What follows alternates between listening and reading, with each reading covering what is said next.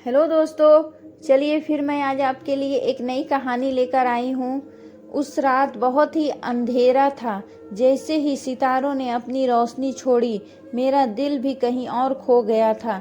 मैंने उससे मिला था कुछ साल पहले, जब हम दोनों कमरे की कोने में खड़े थे। नज़रों में वो चमक, दिल में वो बेहद खास बातें।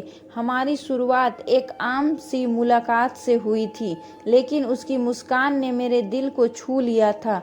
वह एक ऐसी लड़की थी जिसकी बातों में एक अलग सी बात थी, एक अलग सी दुनिया थी। मैं सब उसके साथ बिताए गए समय का हर पल याद करता था, जैसे वह कुछ खास हो।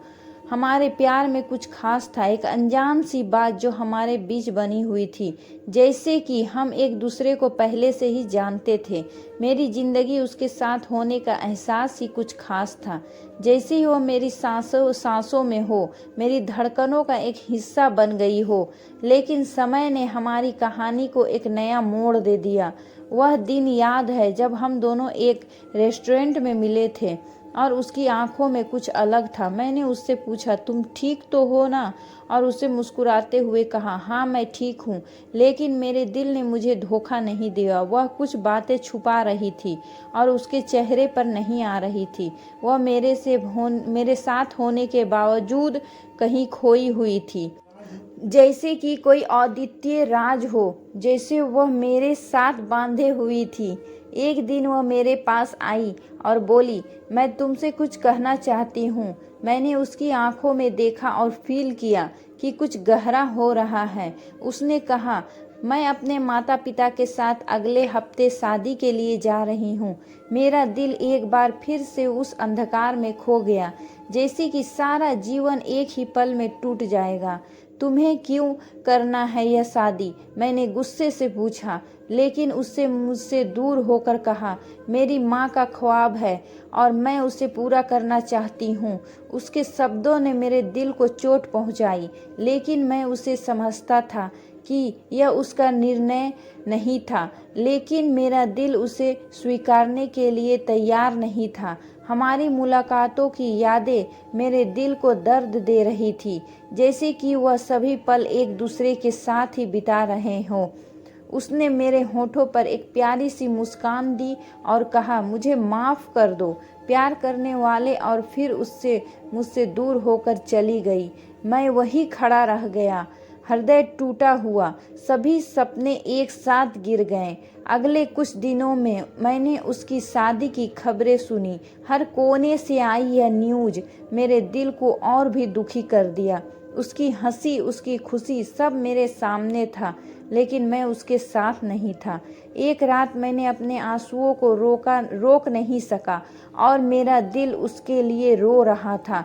मैंने उसके लिए एक पत्र लिखा, जिसमें मैंने सब कुछ लिखा जो मेरे दिल के अंदर था, जिसे मैं उसे कहना चाहता था, और फिर मैंने उसे भेज दिया।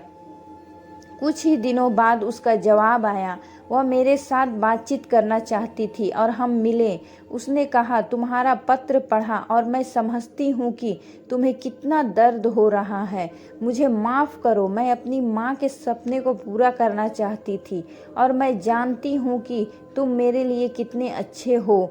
मैं उसकी आंखों में देखा, वह भी रो रही थी, पर दोनों एक दूसरे की बाहों में गिरे और मैंने उससे कहा, मुझे किसी भी खुशी में मेरी ज़रूरत हो तो मैं यहीं हूँ। उसने मुझे देखा और हंसते हुए कहा, तुम मेरे लिए हमेशा स्पेशल रहोगे। लेकिन हमारी कहानी अब अधूरी रह गई है। हम दोनों जानते थे कि अब हमारा मिलना मुश्किल हो गया है, लेकिन हम एक दूसरे के साथ रहने का यह एहसास करते रहेंगे। वह चली गई, लेकिन हमारे बीच का प्यार अदृश्य नहीं हुआ।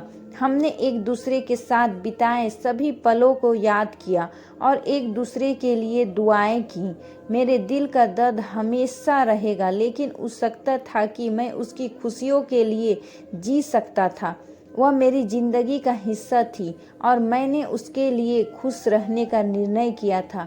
दिन बीतते गए और मैंने अपने दिल को धीरे धीरे समझाया कि जीवन चलता रहता है और हमें अपने संबंधों को स्वीकार करना पड़ता है।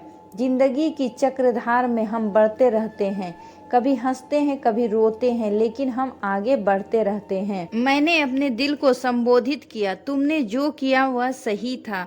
उसने अपनी माँ के सपने को पूरा किया और अपने जीवन में खुशियाँ ढूंढी। मैंने उसकी खुशियों के लिए दुआएं भेजी और उसके भविष्य के लिए शुभकामनाएं भेजी।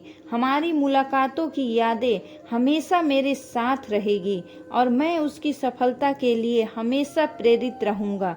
हम अब एक दूसरे के साथ नहीं हैं, लेकिन हमारी आत्मा एक दूसरे से जुड़ी रहेगी। दरअसल प्यार का अर्थ यह नहीं होता है कि हमें हमेशा साथ होना चाहिए, बल्कि यह है कि हमें एक दूसरे की खुशी के लिए खुद को अर्पित करना चाहिए। हम एक दूसरे को मुकाबले करने के लिए बनाए जाते हैं, लेकिन कभी कभी जिंदगी हमें अलग रास्ते पर ले जाती है। इस अनदेखी में भी अपने प्यार को खोने का दुख अपने जीवन में एक महत्वपूर्ण पाठ समझा जाता है। हर कदम पर मैंने उसे याद किया और उसकी खुशियों के लिए दुआएं मांगी। अगर यह कहानी आप लोगों को पसंद आई तो प्लीज़ मेरे चैनल को सब्सक्राइब कर दीजिएगा और लाइक का बटन भी ज़रूर दबा दीजिएगा। धन्यवाद।